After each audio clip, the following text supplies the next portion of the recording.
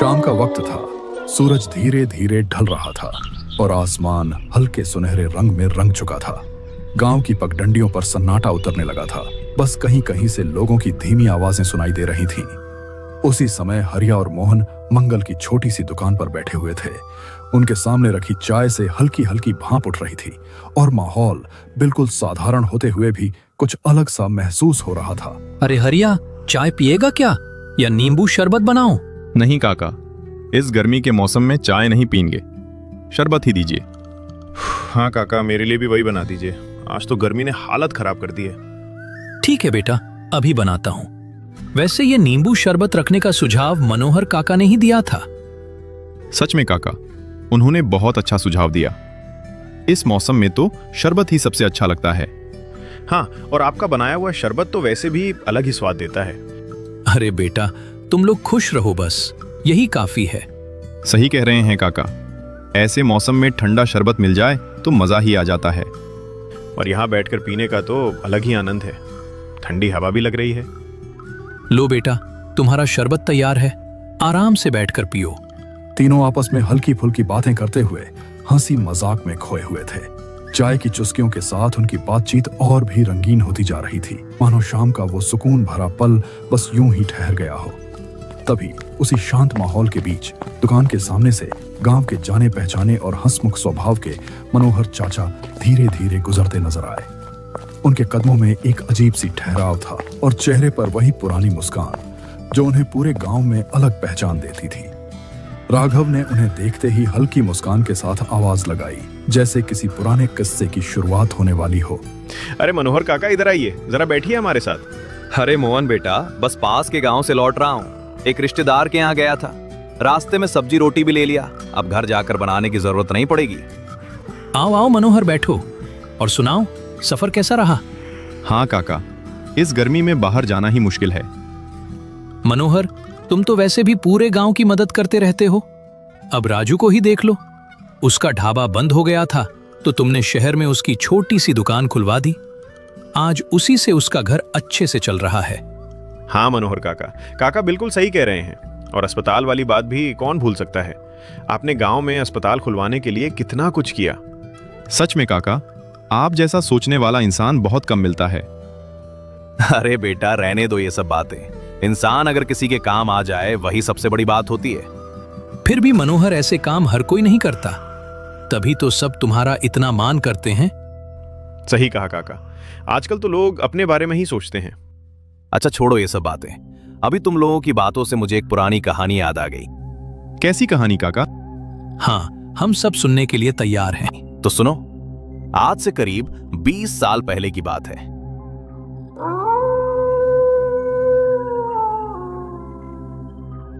तूफान आने से पहले ही चारों तरफ एक अजीब सा अंधेरा फैलने लगा था।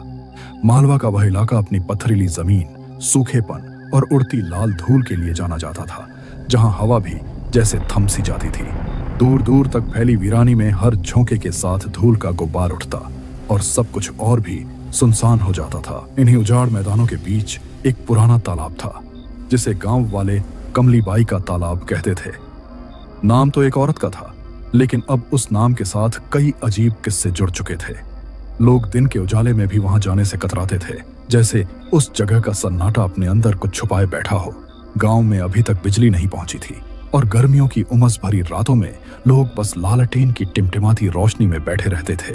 उसी धुंधली रोशनी और चिपचिपी गर्मी से परेशान होकर साहिल झुंझलाते हुए बोला, यार ये कैसी गर्मी है, दम घुट रहा है यहाँ तो। ऊपर से ये अंधेरा और ये टिमटिमाती लालटेन, कुछ भी साफ दिखाई नहीं देता। पता नहीं यहाँ लोग ऐसे कैसे रहते हैं। मुझे तो बिल्कुल अच्छा नहीं लग रहा। हवा भी जैसे बंद हो गई है, एक पल के लिए भी राहत नहीं मिल रही। सच में अगर थोड़ी देर और ऐसे ही बैठना पड़ा ना तो हालत और खराब हो जाएगी। ये बोलकर वह उठ खड़ा हुआ और पास रखी लालटेन हाथ में उठा ली। टिमटिमाती रोशनी उसके चेहरे पर पड़ रही थी और बिना किसी का जवाब सुने वह कच्चे रास्ते की ओर बढ़ गया, जो गांव के खेतों के बीच से होकर गुजरता था। पीछे बैठे बाकी लोग एक दूसरे की ओर देखने लगे, जैसे समझ नहीं पा रहे हों कि उसे रोकें या यूं ही जाने दें। लेकिन कुछ पल बाद वे भी उसके पीछे चल पड़े। गांव के खेत दूर दूर तक फैले हुए थे। सूखी मिट्टी में जगह जगह दरारें पड़ी थीं। उन खेतों को पार करने के बाद ही वह तालाब पड़ता था, जिसके बारे में गांव में तरह तरह की बातें कही जाती थीं। उसी दिन जब वे शहर से यहां आए थे, तब गांव के बूढ़े हरिराम ने उन्हें खास तौर पर समझाया था, उस तरफ भूल कर भी मत जाना। मगर शहर में पले बढ़े लोगों के लिए ऐसी बातें बस कहानियां लगती हैं।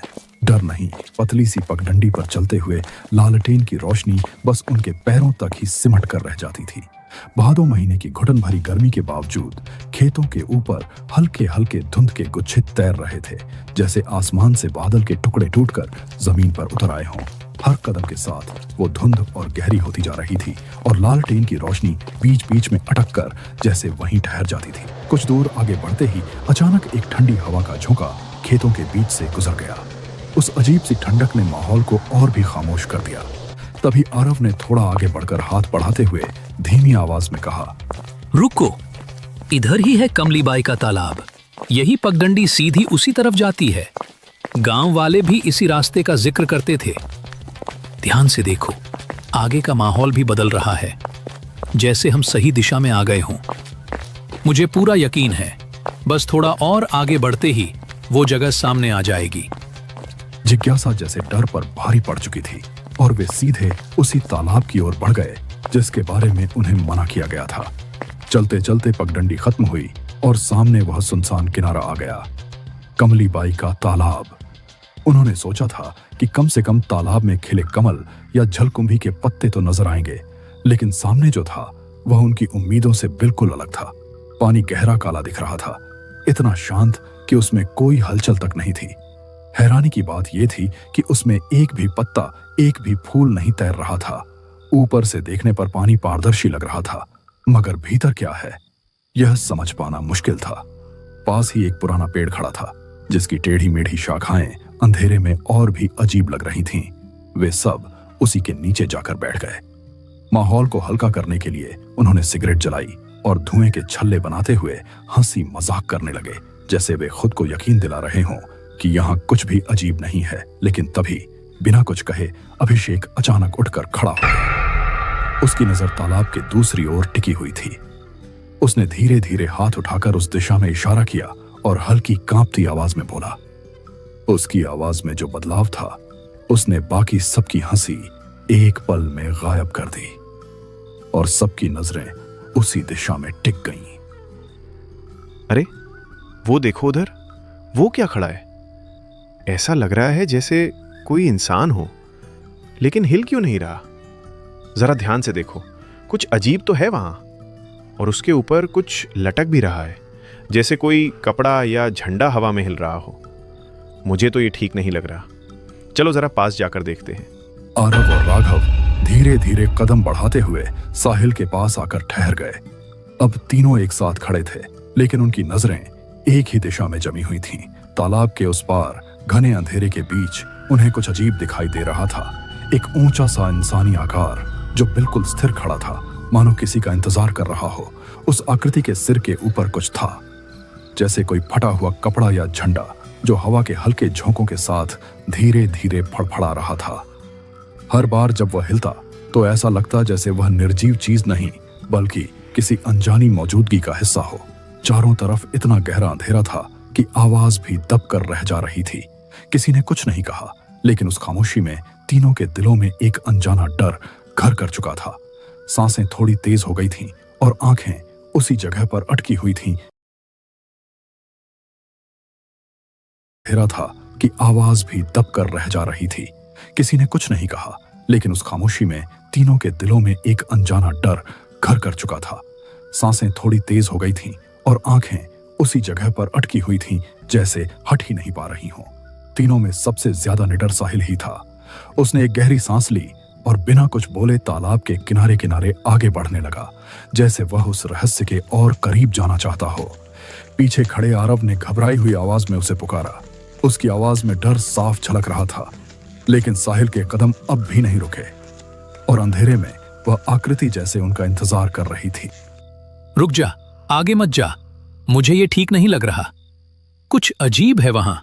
वो चीज वैसी नहीं है जैसी दूर से दिख रही है। जिद मत कर, वापस आ जा, अभी भी समय है। यहीं से लौट चलते हैं। मुझे सच में अच्छा एहसास नहीं हो रहा। साहिल ने चलते चलते एक पल के लिए पीछे मुड़कर देखा। उसके चेहरे पर हल्की सी बेपरवाही और आत्मविश्वास साफ झलक रहा था, जैसे उसे इस अजीब माहौल का कोई असर ही ना हो। उसने लापरवाही से हाथ उठाकर छोटा सा इशारा किया। अरे साहिल, तू उधर कहाँ जा रहा है? रुक जरा। अरे कुछ नहीं यार, कुदरत का बुलावा आया है भाई, अभी होकर आता हूं। लेकिन उसके लिए उधर जाने की क्या जरूरत है?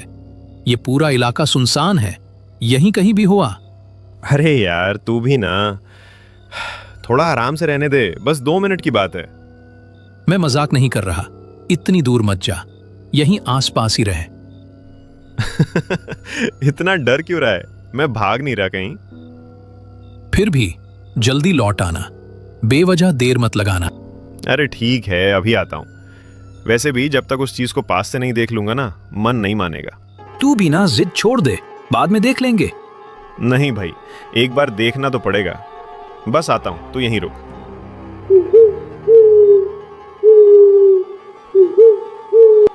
उसकी चाल में एक अजीब सी जिद थी, मानो वह हर हाल में उस रहस्य के करीब पहुंचना चाहता हो।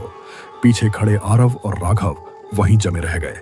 उनकी नजरें साहिल पर टिकी थीं, जो धीरे धीरे अंधेरे में आगे बढ़ रहा था। तालाब के किनारे पसरा सन्नाटा अब और भी गहरा हो चुका था।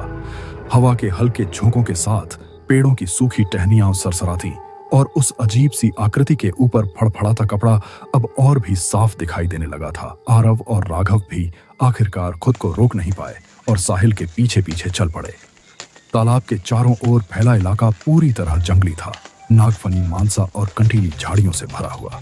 सूखी जमीन पर बिखरी टहनियां पैरों के नीचे चरमराती और हर कदम के साथ ऐसा लगता जैसे कहीं से कोई हलचल हो जाएगी। उस सुनसान जगह पर सांप बिच्छुओं का होना कोई बड़ी बात नहीं थी, फिर भी साहिल के चेहरे पर जरा सा भी डर नहीं था। वह बिना रुके आगे बढ़ता गया और कुछ ही देर में उस अजीब आकृति के बिल्कुल करीब पहुंच गया। उसने लालटेन को थोड़ा ऊंचा उठाकर उसकी रोशनी सीधी उस चीज पर डाली और ध्यान से देखने लगा। अब सच्चाई धीरे धीरे साफ होने लगी थी। वह कोई इंसान नहीं, बल्कि तालाब के किनारे खड़ा एक पुराना बिजूका था। उसके सूखे टेढ़े ढांचे पर फटे पुराने कपड़े लटक रहे थे और उसके सिर के ऊपर एक प्लास्टिक का टुकड़ा अटक गया था, जो हवा में हिलते हुए दूर से किसी झंडे जैसा दिखाई दे रहा था। साहिल कुछ पल वहीं खड़ा रहा, फिर और करीब जाकर लालटेन की रोशनी उसके चारों ओर घुमाने लगा। उस टिमटिमाती रोशनी में बिजूका और भी अजीब दिख रहा था, जैसे किसी ने उसे जानबूझकर वहां खड़ा किया हो और अब वह चुपचाप सबको देख रहा हो। अरे यार, इतना डर किस बात का था? यह तो बस एक बिजूका निकला। देखो तो सही, दूर से कैसा डरावना लग रहा था और पास आकर देखो, बिल्कुल बेकार चीज है। लगता है खेतों की रखवाली करते करते खुद ही खड़ा रह गया बेचारा। ये भी हमारी तरह ही सिंगल खड़ा है, यहाँ कोई साथी नहीं इसका। ऊपर से ये प्लास्टिक लटका कर तो इसे और भी भूत बना दिया है। सच में लोगों ने बेवजह ही इसका इतना डर बना रखा है। साहिल उस बिजूके के सामने बेपरवाह खड़ा रहा। अगले ही पल उसने लापरवाही में वहीं खड़े खड़े उस पर पेशाब कर दिया, जैसे वह उस सुनसान जगह का मजाक उड़ा रहा हो। उसकी इस हरकत के बाद कुछ पल के लिए सब कुछ वैसा ही शांत रहा, लेकिन माहौल में एक अजीब सी खामोशी गहरी होने लगी। हवा जैसे थम सी गई थी और तालाब के आसपास फैला सन्नाटा पहले से कहीं ज्यादा भारी लगने लगा। वह बिजूका अब भी वैसे ही खड़ा था, बिल्कुल स्थिर, बिना किसी हरकत के, लेकिन अब उस जगह का माहौल सामान्य नहीं लग रहा था। अरे तुझे और कोई जगह नहीं मिली क्या? यहीं पर क्या कर रहा है तू? अरे क्यों, क्या हुआ? तेरी कोई जान पहचान है इससे? पागल है क्या? ऐसी जगह पर भी मजाक सूझ रहा है तुझे? क्यों, तेरी गर्लफ्रेंड है क्या जो इतना परेशान हो रहा है? बस कर यार, मुझे ये सब सही नहीं लग रहा। अरे छोड़ ना, तू भी ना बेवजह टेंशन लेता है।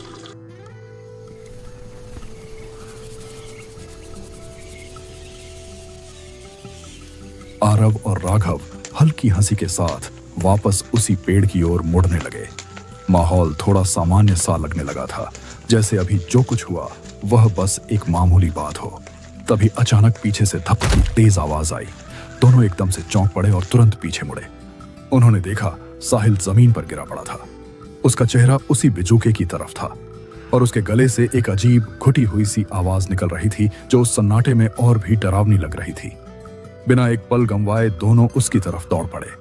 चारों ओर इतना घना अंधेरा था कि कुछ साफ दिखाई नहीं दे रहा था, बस लालटेन की कमजोर रोशनी ही सहारा थी। साहिल के पास पहुंचकर उन्होंने झुककर उसे पकड़ने की कोशिश की। उसका शरीर ढीला पड़ा था और सांसें असामान्य लग रही थीं, जैसे कुछ ठीक नहीं हो। साहिल, ये क्या हो गया तुझे? ऐसे क्यों कर रहा है? उठ, सुन रहा है ना मेरी बात? तू जमीन पर ऐसे क्यों गिर पड़ा? क्या हुआ है तुझे? ठीक से बोल, डर मत, हम यहीं हैं। क्या है उधर? साफ साफ बता। मुझे कुछ समझ नहीं आ रहा। वो उधर कुछ है, वो हमें देख रहा है। साहिल कांपते हुए हाथ उठाकर बिजुके की ओर इशारा करने लगा। उसकी उंगलियां थरथरा रही थीं और उसकी नजरें उसी दिशा में जमी हुई थीं। अंधेरे के बीच उसी बिजुके के पास अब दो लाल बिंदु सी चमकती रोशनी दिखाई दे रही थी, जैसे कोई आंखें उन्हें घूर रही हों। वह लाल चमक स्थिर नहीं थी, धीरे धीरे उनकी ओर खिसकती हुई महसूस हो रही थी। चारों तरफ फैला सन्नाटा और भी गहरा हो गया। हवा जैसे थम सी गई थी और उस अंधेरे में बस वही दो लाल रोशनियां साफ नजर आ रही थीं, जो हर पल थोड़ी और करीब आती जा रही थीं। आरव का गला सूख गया था, उसके चेहरे पर डर साफ झलक रहा था और उसकी नजरें उन लाल रोशनियों पर जमी हुई थीं, जो अब पहले से ज्यादा नजदीक आ चुकी थीं।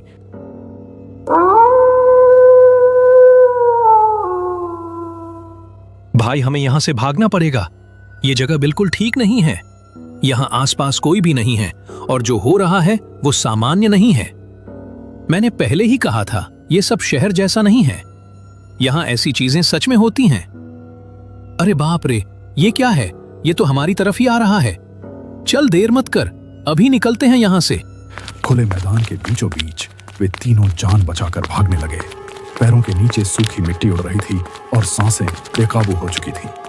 उसी भागते हुए पल में आरव ने एक बार पीछे मुड़कर देखा और उसका दिल जैसे वहीं थम गया। तालाब की दिशा, औरत की आकृति हवा में तैरती हुई उनकी ओर बढ़ रही थी, जमीन से काफी ऊपर, बिना किसी सहारे के। उसकी आंखें लाल चमक रही थीं और उसका रूप अंधेरे में भी साफ नजर आ रहा था। तुम लोगों की वजह से ही मैं आजाद हुई हूँ। इतने सालों से इस सन्नाटे में बंधी थी मैं, और तुमने आकर मेरी नींद तोड़ दी। अब मैं फिर से लौट आई हूँ। तुमने सोचा था ये सब बस एक मजाक है, एक पुरानी कहानी, लेकिन हर कहानी के पीछे एक सच्चाई होती है। तुमने उस सीमा को पार किया है जहां से लौटना आसान नहीं होता। तुम्हारी हर आहट, हर डर मुझे और मजबूत कर रहा है। अब ये अंधेरा तुम्हें अपने अंदर समेट लेगा और तुम चाहकर भी इससे दूर नहीं जा पाओगे। कुछ दूर भागने के बाद जब वे मैदान के बीच तक पहुंचे, तब भी डर उनका पीछा नहीं छोड़ रहा था।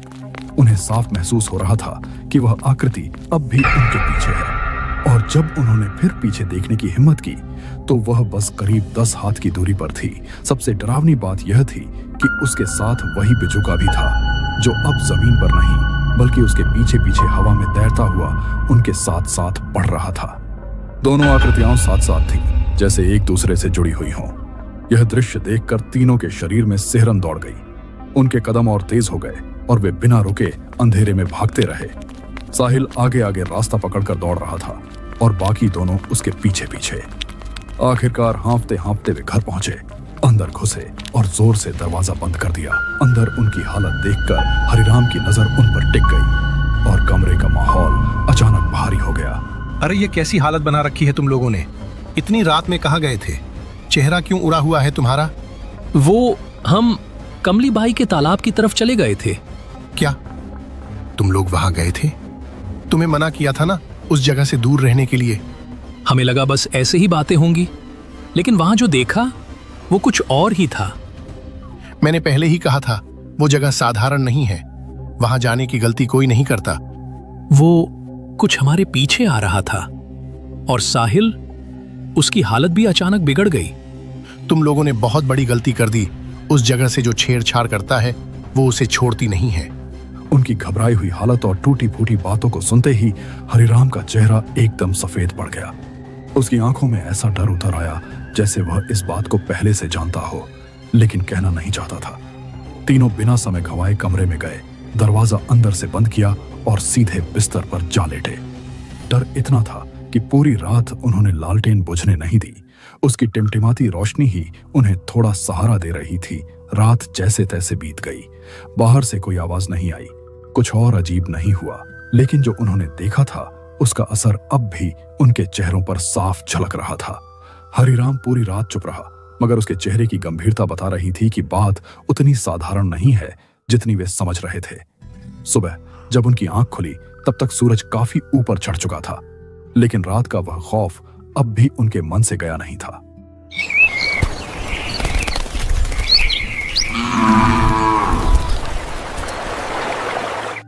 चल, कल ही यहां से निकलते हैं। ये जगह बिल्कुल ठीक नहीं है। हाँ, तू सही कह रहा है। अब यहाँ रुकना ठीक नहीं लगेगा। रात जो हुआ उसके बाद तो मेरा मन बिल्कुल नहीं लग रहा यहाँ। और वैसे भी यहाँ आते ही मेरा सिर दर्द करने लगा है, पता नहीं क्यों। जितनी जल्दी निकल जाए उतना अच्छा है। हाँ, बस कल ही निकलते हैं। अब यहाँ और रुकने का कोई मतलब नहीं। वे धीरे धीरे कमरे से बाहर निकलने लगे, जैसे रात की बातों को पीछे छोड़ देना चाहते हों। उनके कदम अभी दरवाजे तक ही पहुंचे थे कि तभी पीछे से हरिराम की आवाज ने उन्हें रोक लिया।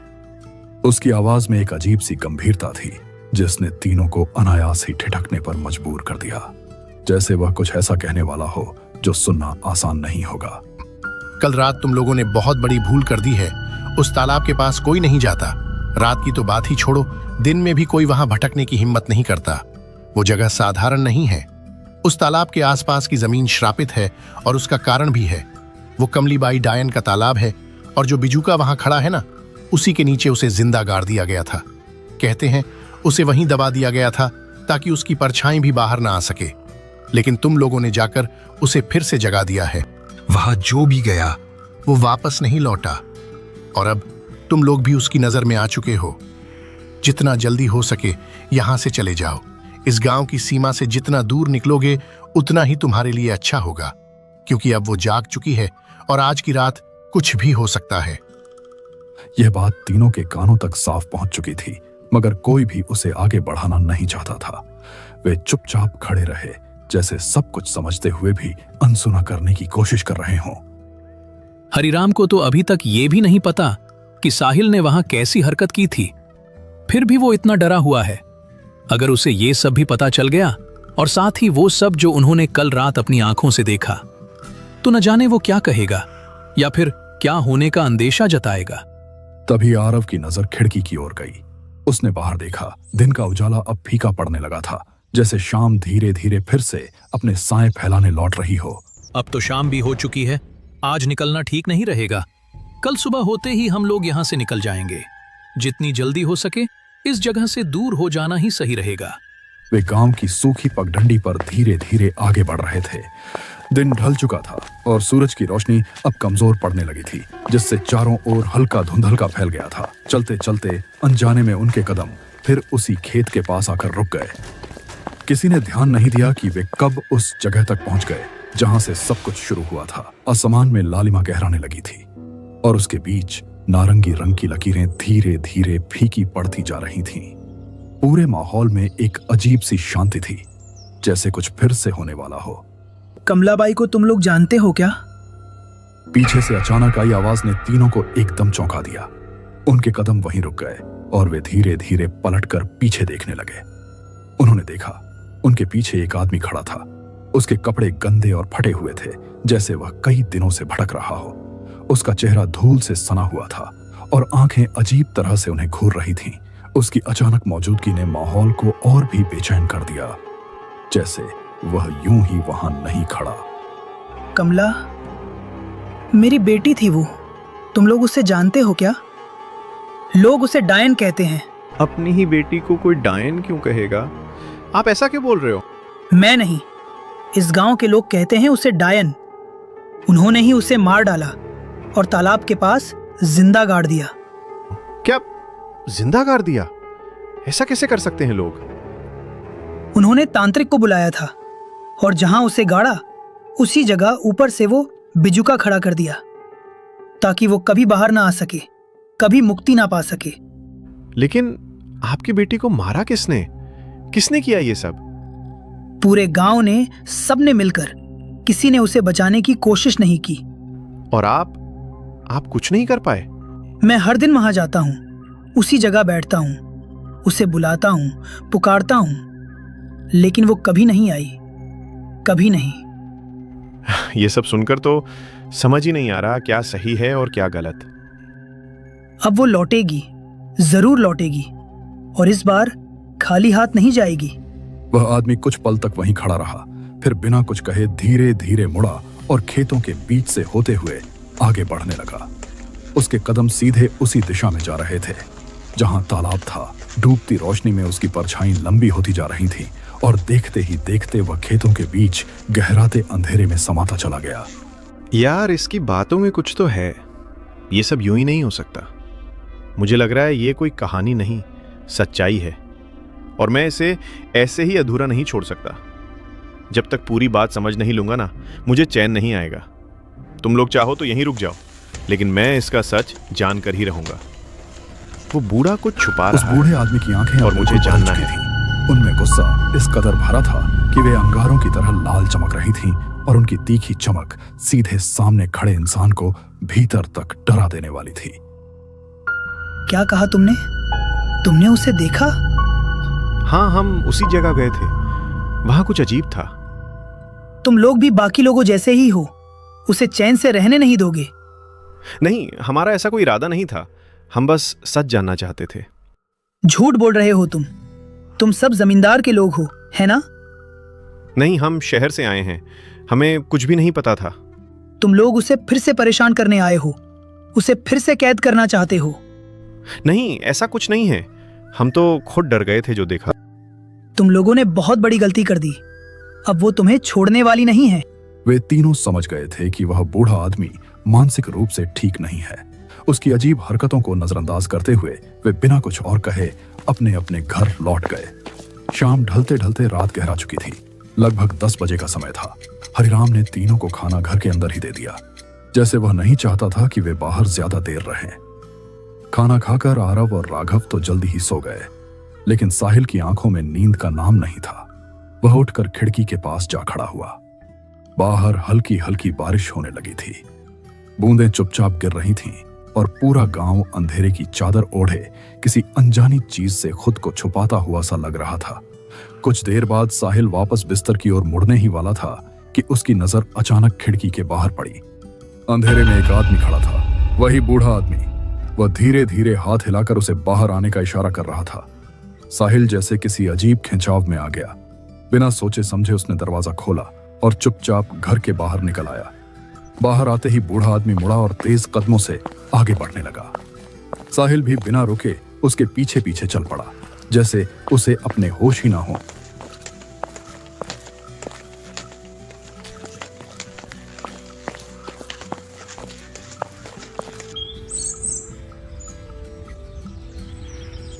अगली सुबह जब आरव और राघव की नींद खुली तो उन्होंने चारों तरफ देखा, लेकिन साहिल कहीं नजर नहीं आया।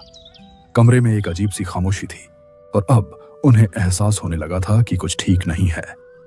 साहिल घर में कहीं भी नहीं है। मैंने हर जगह ढूंढ लिया, लेकिन वो कहीं नहीं मिल रहा। रात को तो यहीं था, अचानक कहां चला गया समझ ही नहीं आ रहा। मुझे पता था ऐसा ही कुछ होने वाला है। सुबह जब मैं उठा तो बाहर का दरवाजा खुला हुआ था और पूरे घर में पैरों के निशान बने हुए थे। मुझे तभी समझ आ गया था कि बात यहीं तक नहीं रुकेगी। साहिल को कमलीबाई डायन ही बुलाकर ले गई होगी। क्या? ये आप क्या कह रहे हैं? कमलीबाई को मरे हुए 150 साल हो चुके हैं और उसके मरने के गम में उसके पिता भी उसी तालाब में डूबकर मर गए थे। उस जगह से कोई खाली नहीं लौटता और तुम लोगों ने जाकर उसे फिर से जगा दिया है। इसका मतलब अब क्या होगा? अब भगवान ही जाने इस घर में और इस गांव में क्या क्या होने वाला है। जो होना था वो शुरू हो चुका है। घबराहट में वे दोनों दौड़ते दौड़ते सीधे तालाब के किनारे पहुंच गए।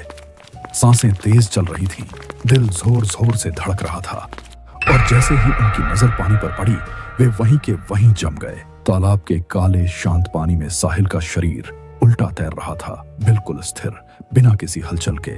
वह दृश्य इतना डरावना था कि उनके पैरों ने जैसे जमीन पकड़ ली। आगे बढ़ने की हिम्मत ही नहीं हुई। किनारे पर वही बिजुका अब भी खड़ा था, जैसे कुछ हुआ ही ना हो।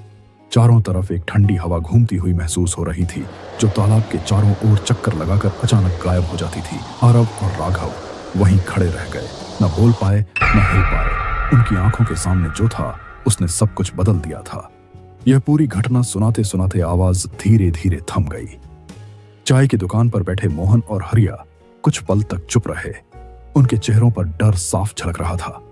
दुकान के उस छोटे से माहौल में एक गहरी खामोशी छा गई थी, जैसे कहानी खत्म तो हो गई हो, लेकिन उसका असर अभी भी वहीं मौजूद हो। सच में मनोहर काका, आपकी जिंदगी की घटनाएं तो एक से बढ़कर एक होती हैं। सुनकर ही रोंगटे खड़े हो जाते हैं। अरे बेटा, ये तो बस एक कहानी थी। ऐसी और भी बहुत सी बातें हैं जो समय के साथ सामने आती हैं। अगर ऐसी ही कहानियां हैं तो हमें